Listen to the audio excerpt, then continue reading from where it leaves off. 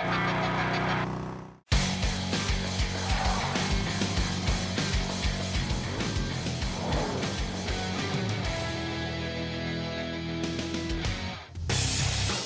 Overdrive today, we bring you an exciting cruiser comparison. The Royal Enfield Shotgun 650 stands tall against the mighty Kawasaki Eliminator. We also find out what makes the Mercedes Benz GLS a more attractive option post its recent facelift. Hello and welcome to Overdrive. I am Soini Dutt. We've decided to bring you a very thrilling comparison. The boys have decided to pit the new and bold Kawasaki Eliminator against the very charming Royal Enfield Shotgun 650. Now, these motorcycles have been dissected in terms of styling as well as performance to tell you which of these cruisers reigns supreme on road.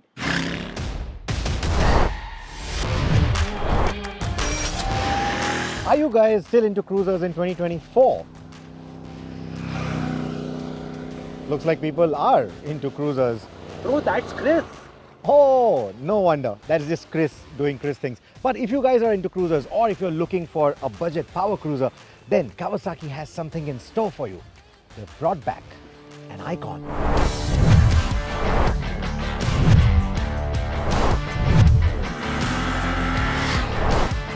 Icon. Hey, aren't you that guy who wears the fancy Arai helmet? Then why are you wearing this Icon helmet? Yeah, but I mean, look at this, dude. Matte black helmet, matte black jacket, matte black motorcycle. It just all goes so nicely. This is the new Eliminator. Oh, Eliminator?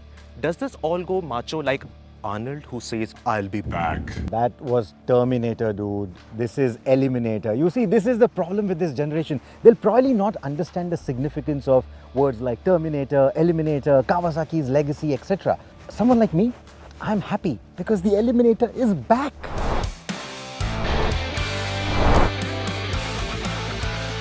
The 2024 Kawasaki Eliminator 450 is a modern iteration of the original Eliminator, blending sporty performance with cruiser aesthetics. If you prefer the looks of the original, then you will have to settle for the Avenger. Bajaj is still building that. And I use the word settle because the Avenger, it's a nice motorcycle, but it's still playing in that single cylinder realm.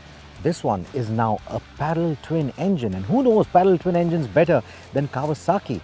Some of their most successful motorcycles in India are powered by two cylinders. In fact, even this engine comes from a very successful motorcycle, the Ninja 400.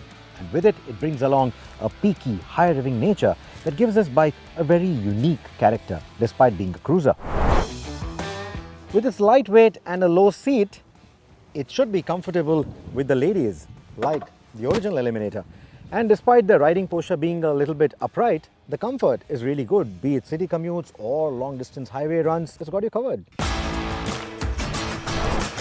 The bike's engine feel is a bit unconventional. It has high-frequency vibrations near the top end, but the quick acceleration sets it apart in the cruiser class. The chassis, with its agile handling and surprisingly good cornering capabilities, contributes to an engaging riding experience. In the mid-size cruiser segment, the Eliminator positions itself as a pricier yet well-rounded option that sits between the Royal Enfields in the lower end and something like the Vulcan 650 at the higher end.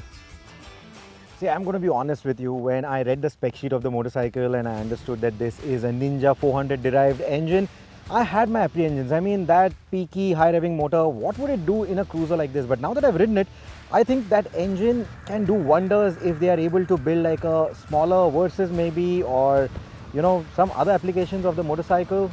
I think that would be nice. Oh man, what a bike. I love this one.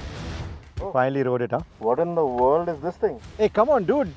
This is the Eliminator. How can you not identify this? This is the new Eliminator. Why would you even buy that thing? Well, this motorcycle, well, it's got higher displacement, more power, twin exhaust pipes, and of course the Royal Enfield lineage. What more could you ask for? I agree, but come on, Eliminator, dude. Doesn't it ring a bell? Eliminator. Remember how Kawasaki launched the Eliminator, you know? Don't you remember the legacy? Dead and gone. What is this thing doing here now? Okay, honestly, I understand. I just rode that motorcycle as well. I am in love with that bike, but you can't really compare the two motorcycles, right? This is a 650, this is a 450. If we were to compare it, Who cares about that? This cruiser motorcycles, well, enthusiasts of cruiser motorcycles at least, they're not going to give a hoot about that thing because, well, 2 lakhs cheaper. This is a whole 2 lakhs cheaper. More of a machine. What are you going to do about it? I mean, nobody really cares for that. Okay, I think let's do this. Since you have now started comparing the bike, let's just compare the two motorcycles and let's just try and figure out a winner. Should we? You're on.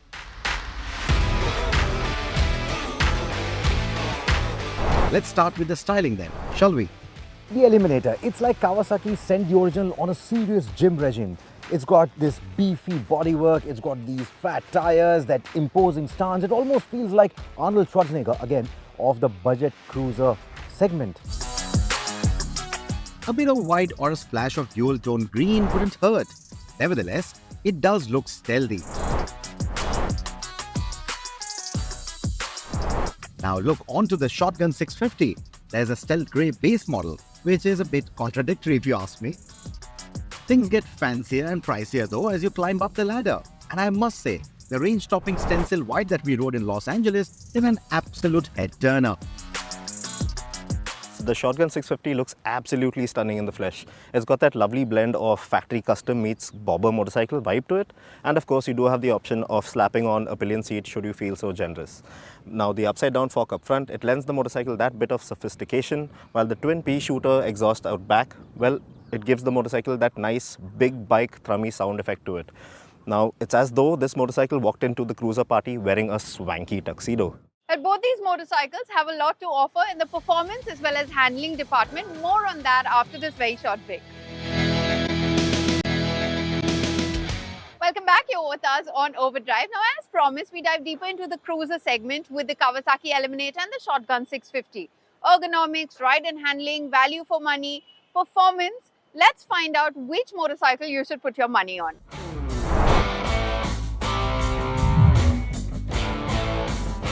Ergonomics. Now that's where the Eliminator fights back. All controls fall easily at your fingertips. A sporty yet relaxed riding posture with the mid-mounted foot pegs. It's like they took a page out of the cruiser yoga manual. The discreet pillion seat is city commute friendly, but don't expect it to be your best friend on a cross-country road trip. Your pillion's definitely going to complain. The Eliminator is definitely the more comfortable motorcycle of the two. And with its lower seat height, it also feels like the easy rider between the two. In fact, it's so easy to maneuver that it also makes the Shotgun feel a little top heavy. I quite like this riding posture. Oh, and let's not forget the higher ground clearance, perfect for tackling our lovely road conditions. It's a tough choice, but whichever you pick, you are in for a ride that will make you grin like a cat from Alice in Wonderland. With its nimble frame and an engine that is born from the womb of the Ninja, it's able to pull off a really quick, a significantly quick 0 to 100 time. Under 6 seconds. That's quick for a cruiser, isn't it?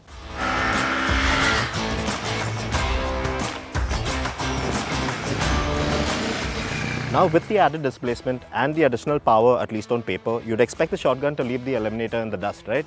Well, sadly, it hasn't worked out that way. That's because the Shotgun, well, it takes around 7.2 seconds to reach 100 kilometers per hour. It's a bit like that big guy at the bar who is in no rush to get to the dance floor. In fact, the Eliminator proves that size isn't everything, at least engine size isn't everything. It's all about how do you use that power, how do you put it down on the road. The Kawasaki Eliminator 450, true to its Kawasaki DNA, is like butter on a warm toast. Creamy smooth throughout the entire rev range. Shifting gears is a breeze, and even in lower gears for city commutes, it's a refined riding experience. But oh, when you unleash it beyond 4000 RPM, that's where the magic happens. It's not just a cruiser, it's a smooth operator with a hidden wild side. Now let's switch gears to the Royal Enfield Shotgun 650. This cruiser's 648cc parallel twin engine speaks a different language altogether. It's happiest between 100 to 120 kilometers an hour, singing a sweet melody as you cruise through the open road. But, and there's always a but, push it beyond that and it starts getting a bit fuzzy and strained. There's a noticeable vibration dance between the 3 to 6000 RPM and the engine hits the red line faster than you can say cruiser enthusiast. That means you will be doing a bit more gear shuffling on the highway and around the twisties. In terms of the safety and the braking, both these bikes are going to give you dual channel ABS, but the Shotgun gets you bigger disc rotors. But despite having the smaller rotors, this has a much better feel overall. It's got shorter distances, quicker stops, and a much more confident brake lever feel.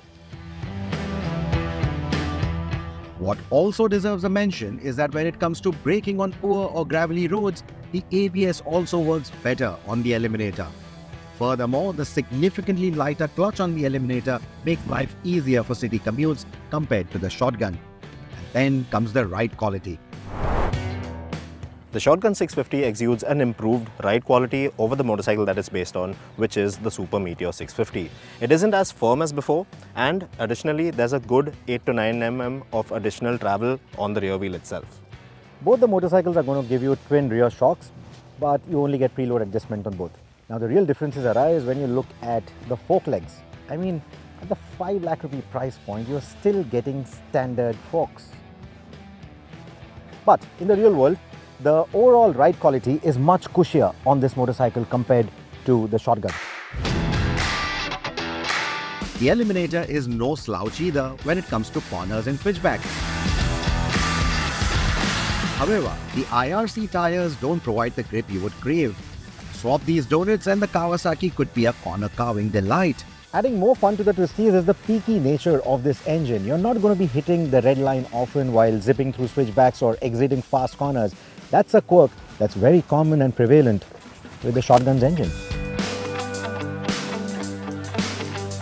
Plus, the suspension harmony on the Eliminator brings it all together for a smooth ride through the bends as well as on the highway.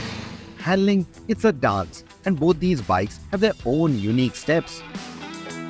In the fuel economy department, both bikes boast modern and clean engines, but the Kawasaki takes the economy crown.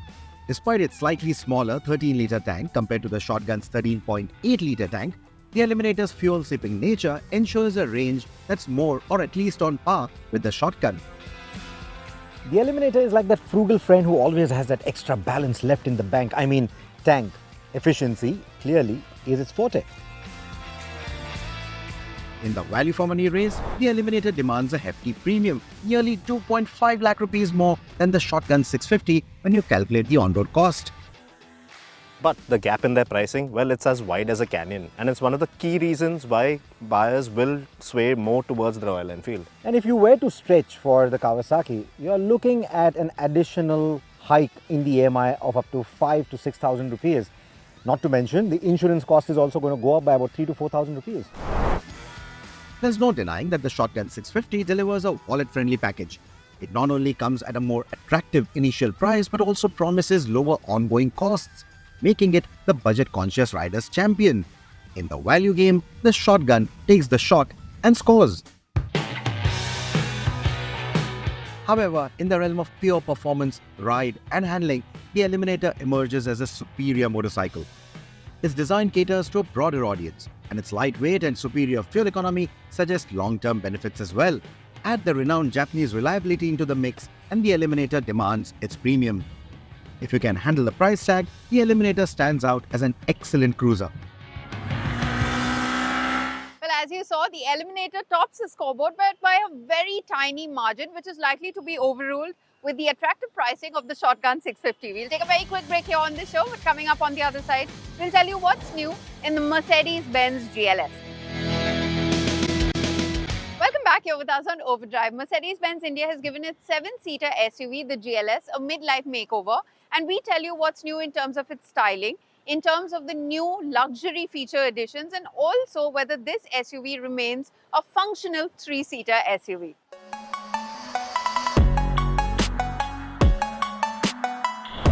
The Mercedes Benz GLS has been the best-selling 3-row luxury car in India.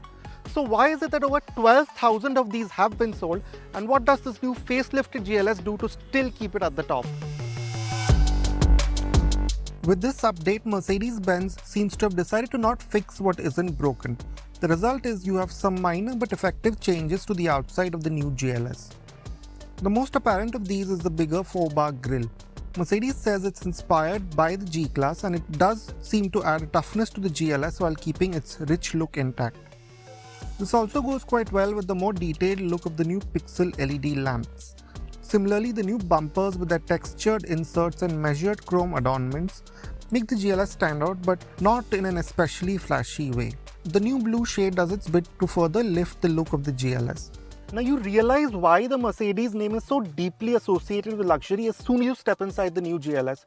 For example, just look at this layout and the way this ridged panel houses the new screens. You now have this brown upholstery that is new, and also this black sort of piano finish trim with these sort of lines that mimic what you get in the Maybach. The Mercedes GLS is suitably well equipped for an SUV of its price. You get acoustic glass, soft closed doors, wireless Android Auto, Apple CarPlay, ambient lighting, 13-speaker Burmeister audio, heated and ventilated front seats, seat kinetics, air purifier, panoramic sunroof, powered steering adjustment and connected tech. Now for many of you, what the GLS does with its back seat, the second row of seats, will be of utmost importance, and at first you might be a bit worried. I mean, there's no captain seats here, right? But don't worry, because what you get with this update is the extended comfort package, which first of all gives you this longer center console. So you have a storage space here, another phone charger here, a pocket here, and this. A 7-inch tab through which you can control pretty much the seat controls, the climate controls, the navigation, pretty much most of the functions of the front MBUX screen you can do right from here. But that's just the start, because what you do get also, you do get the powered adjustments that like I just said. So you can recline to a good angle, but you also get the chauffeur mode, which will, as you can see, give you as much space as pretty much any full-size Range Rover Maybach style limousine SUV. So this is about the kind of space that you have, and as you can see, it's more than adequate for me. Yeah, you don't get a footrest, so if you're really picky, then that might be an issue. But you can also fold in the blinds like this and roll up the sun blinds too. Now you also have another 11.6-inch screen here for each of the passengers, which again repeat the functions of the MBUX screen. So again, the media, all the seat kinetics, seat functions, all of those you can control right from here. You even get those really cool dials from the front here. And needless to say, the quality, the trim, the materials, all of them have been repeated right from the front. So it's a very, very comfortable, very luxurious place inside. The soft head pillows are a small but effective addition that amps up comfort to a good extent. You also have HDMI inputs and numerous charging ports here to keep you entertained. Now, one of the main reasons you might want the GLS, aside from all the luxury that we showed you in the second row, is the added practicality of the third row. Now, this is how you get in. It's actually not that difficult to get in. There's a reasonably large space here. Yeah, it takes a bit of time, but aside from that, it's fairly easy to get in. But once you're inside, you realize that this is about as much space as you can get here, because what Mercedes has done is that it's left you a fairly decent boot despite the 3 rows.